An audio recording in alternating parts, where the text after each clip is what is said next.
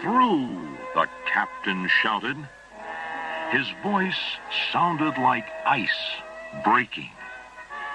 He was wearing a dark blue uniform, and his navy hat was pulled down over one of his cold gray eyes. The younger officer sitting next to him, Lieutenant Berg, was frightened. "We cannot make it, sir," he said. "We are flying into a terrible storm." "Turn on engine number 8, the captain said.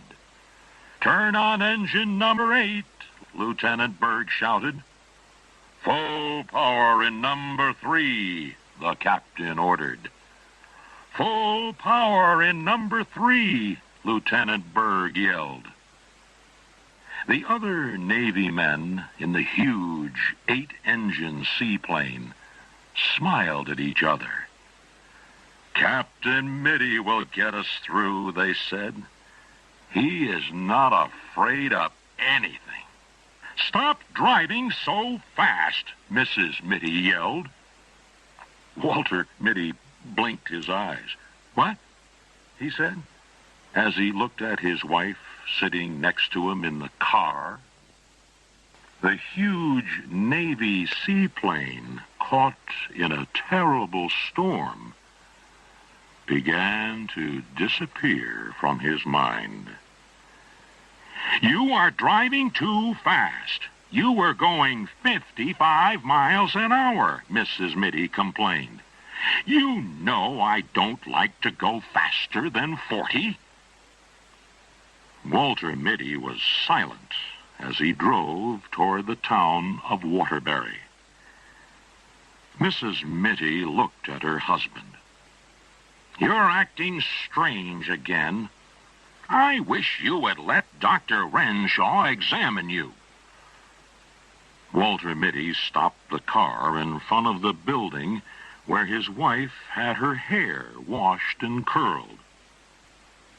She opened the car door and turned to her husband. "Remember to get those rubber boots while I'm having my hair done." "I don't need rubber boots," Walter Mitty said. "You're not a young man anymore," his wife said as she got out of the car. Walter Mitty stared out the car window. He started the car engine again and drove toward the public garage where he always parked his car. On the way to the garage, he passed a hospital.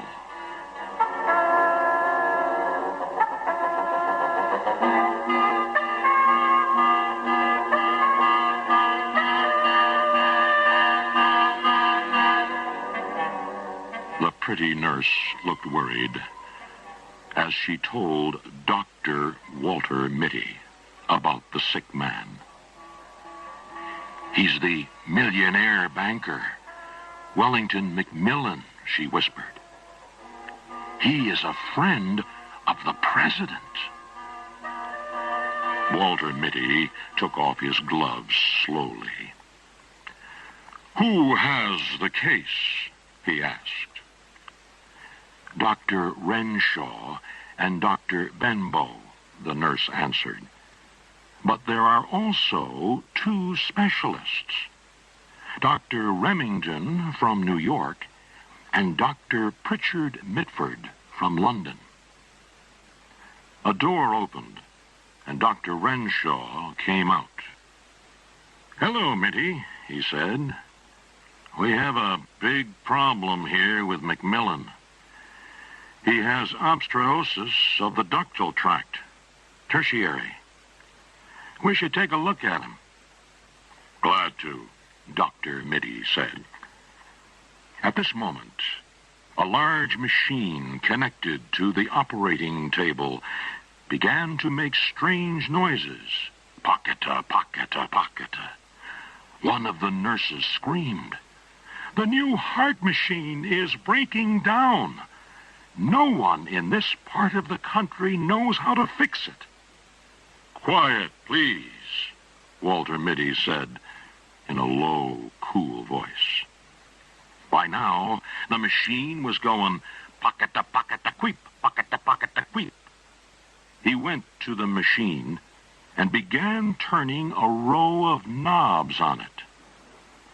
"Give me a pen," he ordered. Someone handed a writing pen to him. He pulled a small metal tube out of the machine and put the pen in its place. "That will work for 10 minutes, he said. "You'd better start the operation now." Mitty saw Renshaw's face turn very white. "The patient has developed choreopsis. Mitty, would you perform the operation?"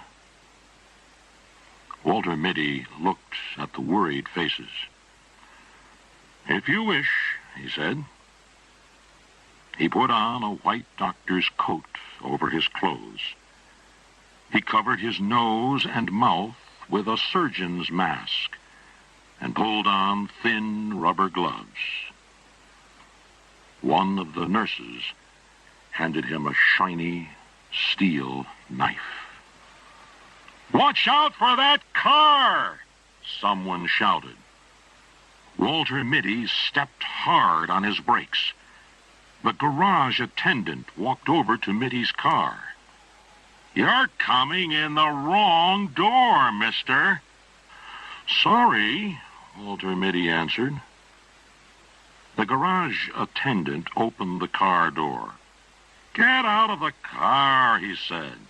"I'll park it for you." "Oh," said Walter Mitty. He got out of the car and handed the man the car keys. He went into the shoe store. A few minutes later, he came out with the boots in a box under his arm. Walter Mitty was frowning. His wife had told him to get boots and something else. He could not remember what the second thing was, but he knew his wife would remember. "Where is the what's-his-name?" she would ask. Walter Mitty looked at his watch.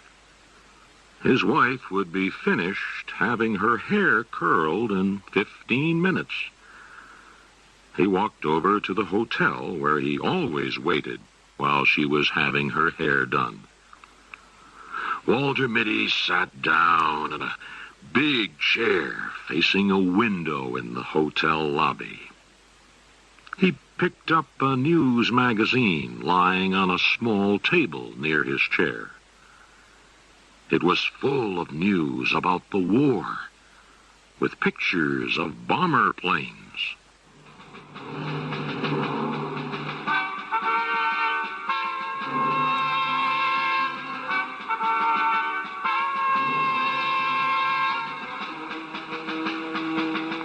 "Raleigh has been wounded," Captain Mitty said. "Get him to the hospital. I'll fly alone." The sergeant jumped to his feet. "You can't fly alone, sir. It takes 2 men to handle that bomber plane." "Somebody's got to knock out that enemy supply center," Mitty said, as shells exploded outside. He waved to the sergeant as he walked out the door.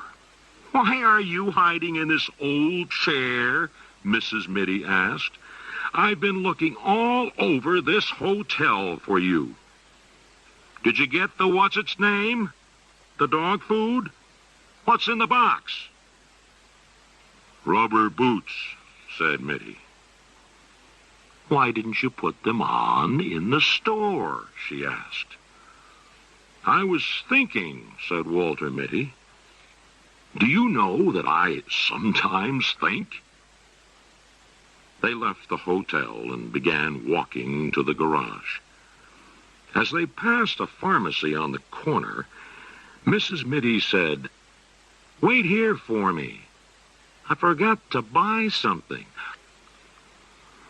Walter Mitty lighted a cigarette. It began to rain.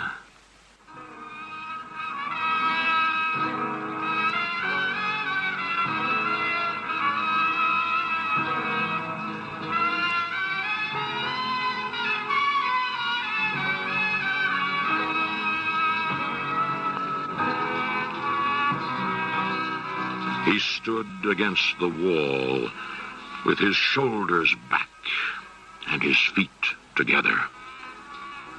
"I don't want the handkerchief," Walter Mitty said coldly. He took one last puff of his cigarette and threw it away.